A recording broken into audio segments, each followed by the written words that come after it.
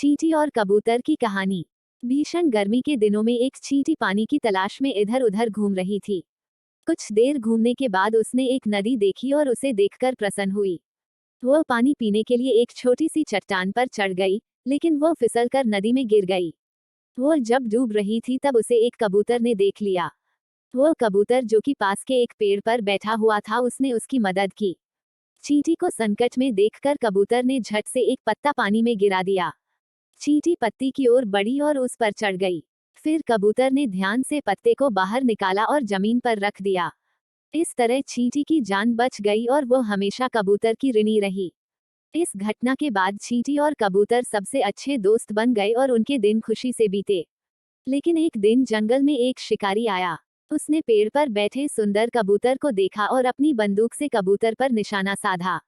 यह सब वह चींटी देख रहा था जिसे कि उस कबूतर ने बचाया था। यह देखकर उस चींटी ने शिकारी की एड़ी पर काट लिया, जिससे वह दर्द से चिल्लाया और उसके हाथ से बंदूक गिरा दी। कबूतर शिकारी की आवाज से घबरा गया और उसे एहसास हुआ कि उसके साथ क्या हो सकता है।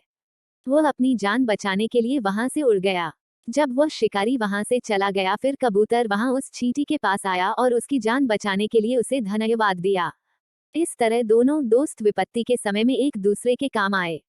इस कहानी से हमें ये सीख मिलती है कि एक अच्छा काम कभी बेकार नहीं जाता, समय आने पर वो अवश्य फल देता है।